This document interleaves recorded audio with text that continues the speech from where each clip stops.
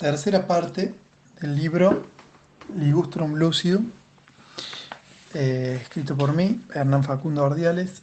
eh, a continuación, escrito número 24. Perspectivas. Estamos bien ahora, dijo con un semblante que emanaba de gratitud un habitante del país de Bolivia en su casa austera de piedra, adornada por sus habas y papas en el jardín del frente y unas cabras en el corral, teniendo sus necesidades básicas cubiertas, porque podía justamente hacer frente a las mismas actualmente, a diferencia de como sucedía en otra época. No estoy bien, dijo en otro país llamado desarrollado, otra persona. Esto porque la misma se encontraba dentro de su auto en una esquina. Este auto era el segundo mejor de la ciudad, porque el primero lo tenía la persona que justamente esperaba al lado en el mismo semáforo. 25. Séptimo diálogo. Porque A le dijo C mientras cenaban. ¿Alguna vez te has preguntado sobre lo que muchos mencionan como las preguntas fundamentales? Es decir, ¿quiénes somos? ¿De dónde venimos? ¿Hacia dónde vamos? C le respondió a, la verdad que no. Qué buenas las papas con cheddar estas, ¿viste? A le respondió a C, sí, están muy buenas.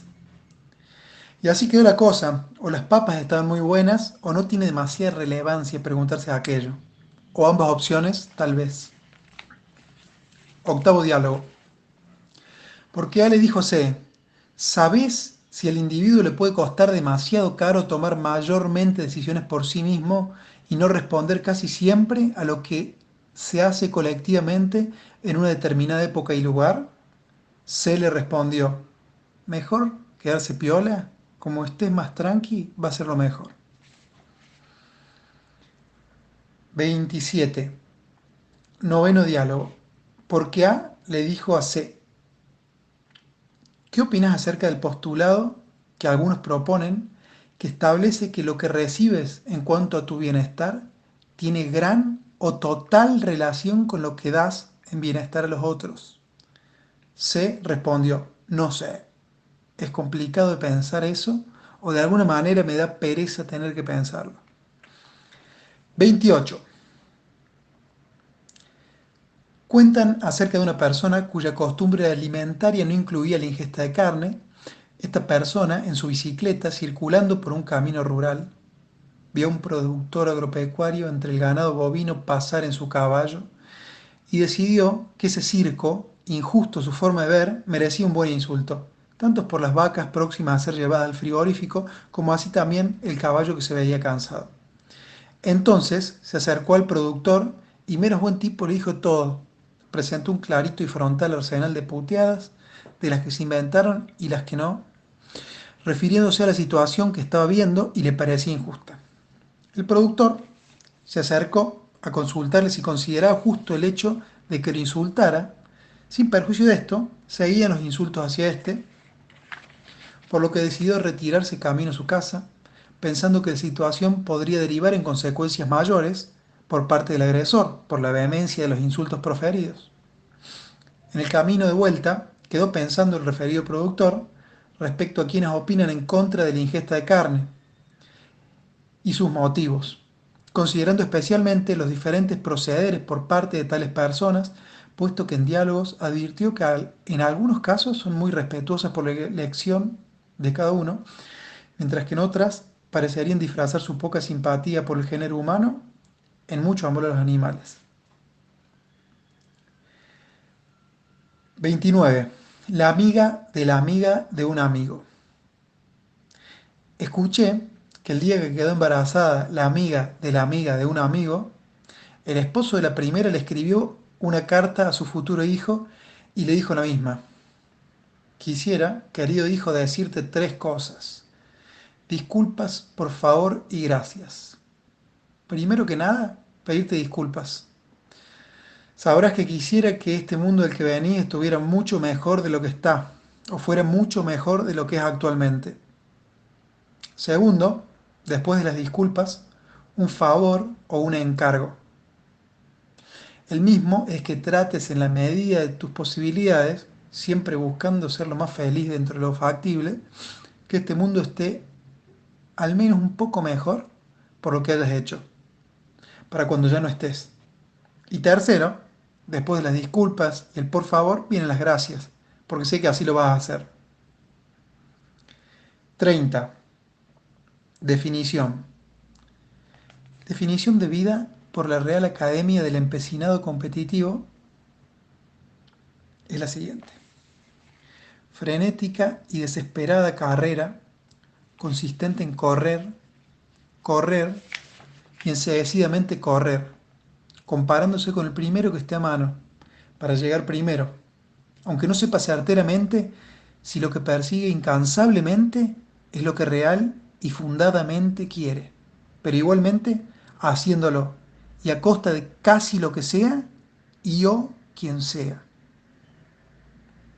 31. El consejo del anciano. Dicen que la experiencia es un peine que la vida te regala cuando ya estás pelado, refirió un anciano en una fila de un banco, recomendándole a quien parecía ser su nieto, ya que éste se quejaba por lo que le cobró el plomero, siendo alrededor de 5 a 10 veces lo que creía que costaba el arreglo de destapar la cañería de la cocina. En tal sentido, el anciano agregó también: tengo terror a la gente que le pido presupuesto y dice que no me da problema, después arreglamos. La mayoría de las veces, en dichas ocasiones, el trabajo ya estaba hecho y el presupuesto ya se había convertido en precio, casi siempre bastante mayor al que esperaba. Desde ese día, por la difícil de olvidar cara de sorpresa del nieto, más la experiencia relatada, parecería que ese consejo no iba a ser algo de lo que se iba a olvidar, al menos no fácilmente. 32. Décimo diálogo. Porque A le preguntó a C: ¿has leído a Hobbes, quien sostenía que el hombre es el lobo del hombre? Y si la vida es una competencia aguerrida entre tantas ocasiones de sacarse los ojos pero sutilmente, para que no parezca tan grosera la violencia y la obra representada en el salón, se le respondió: no sé, vos sabrás si lo leíste.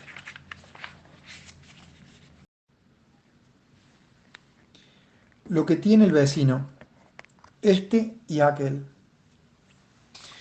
En cualquier ciudad de algún país, dos amigos tenían personalidades en un aspecto determinado diferentes.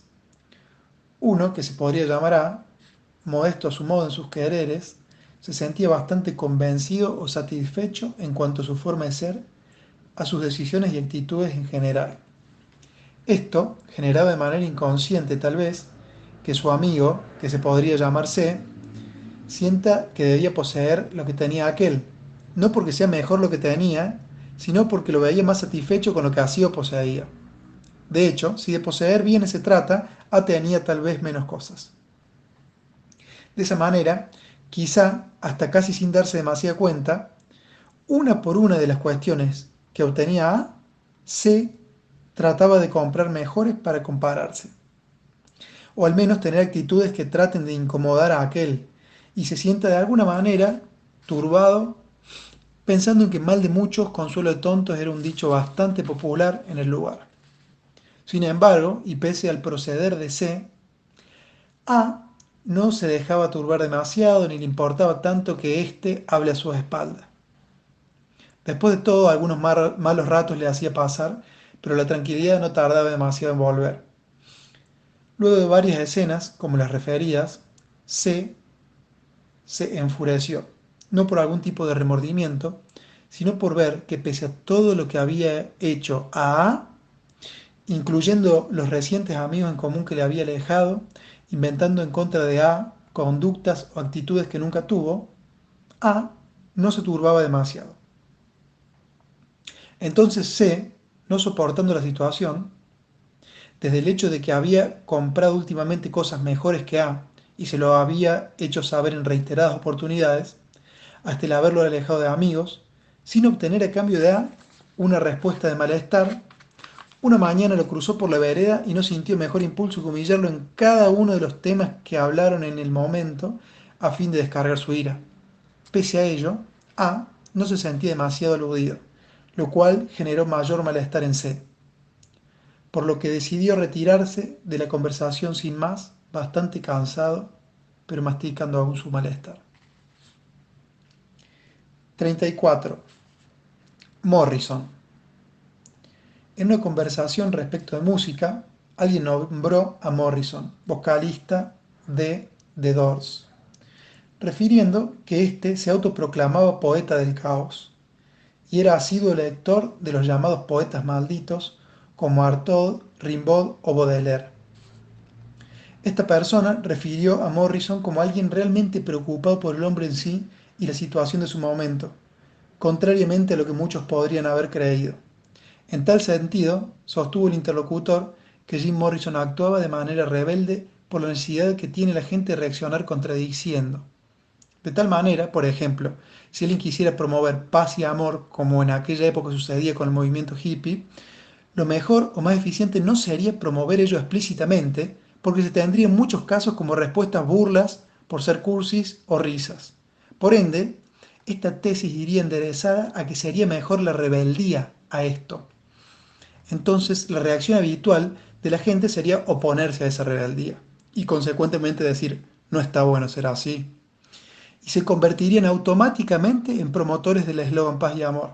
Es decir, de acuerdo al interlocutor, la conducta de Morrison sostenía como necesario actuar inversamente a lo que se desea para obtener, paradójicamente, los resultados deseados. 35. Sencillamente paradójico. Se ha sostenido, por muchos, que la sencillez es sinónimo de felicidad. No obstante, no muchos de aquellos advirtieron que paradójicamente lo complicado justamente por los abundantes juicios, opiniones, costumbres, cultura, etc., podría ser arribar a la mencionada sencillez. 36. Dilema. Un profesor romano de la Edad Media, época de religiosidad predominante, dijo a sus alumnos, si la vida se va a perder por causa del tiempo de todas maneras, mejor perderla por un motivo mejor. Dos de sus alumnos, como consecuencia de tal sentencia, tomaron decisiones diferentes. Paradójicamente, uno decidió tomar la espada en nombre de la guerra santa y otro prefirió ser santo también con motivo de la referida sentencia. 37. Décimo diálogo. Porque A le dijo C, cuando no hay complicidad entre las personas en típicas respuestas y típicas preguntas a típicos temas para simpatizar como sea y se responde con sinceridad. ¿En qué deriva un diálogo así? C le dijo, creo que en distensión, la sinceridad o autenticidad, sí, deriva en distensión. Está más tranquilo no tener que hacer malabares para sostener perfectamente una careta. 38. Cambio y fuera. Indignado, el hijo se dirigió a su padre, quien podría evacuarle su respuesta, ya que la experiencia podría ayudar a la misma. De tal forma, le dijo, papá, ¿todo tiene que cambiar tanto? Si bien llegan obviamente cosas buenas y nuevas, muchas otras cosas se veían más seguras antes. El abuelo ya no está, los años uno atrás de otro pasan pareciendo cada vez más rápido y ya sabemos cuántas cosas más tienen que pasar todavía, que mejor no queremos mencionarlas demasiado. ¿Hay algo que no cambie? Insistió indignado. El padre le respondió sí. El hijo sonrió y el padre respondió, hay algo que no cambia. Y lo que no cambia es el mismo hecho de que todo nunca deje de cambiar. Aunque eso se tome como bueno, malo o algo que simplemente es así. Ya es cuestión de cada persona. 39. La ley. En el pasado y también en el presente, pareciera que desde la física, matemática, filosofía, religión, etc., se ha querido descifrar una regularidad universal o una ley que rija todo, que puede inclusive, tal vez, reducir todo a una fórmula matemática, la cual a modo de causa-efecto rige hasta los mismos actos de los humanos, como parte de acción-reacción. Varios científicos han pensado en dichos términos, desde ya basándose en los postulados de sus antecesores. Un ejemplo es ya varias veces nombrado Einstein, quien ha querido encontrar dicha regularidad universal en su Dios que no juega a los dados. A través de sus incansables días, pendiendo de su imaginación, búsqueda, fórmulas y conclusiones, quizá partiendo de los postulados de Leibniz, Kant o Schopenhauer, entre otros tantos. 40. Excesivamente.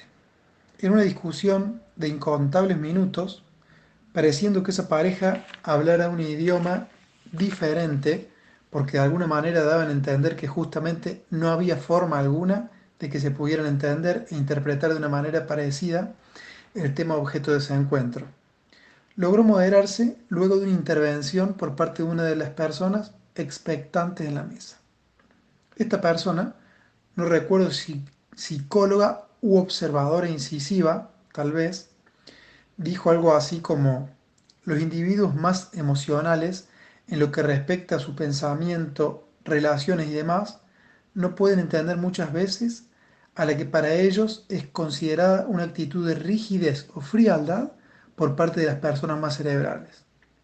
Por su parte, las personas más cerebrales no pueden entender la manera justamente emocional o pasional en que fácilmente pueden cambiar a aquellos de amor a odio la opinión acerca de otro, según las circunstancias o reacciones, como si su determinante opinión del momento, cual varía permanentemente, fuera la única existente acerca de tal o cual persona.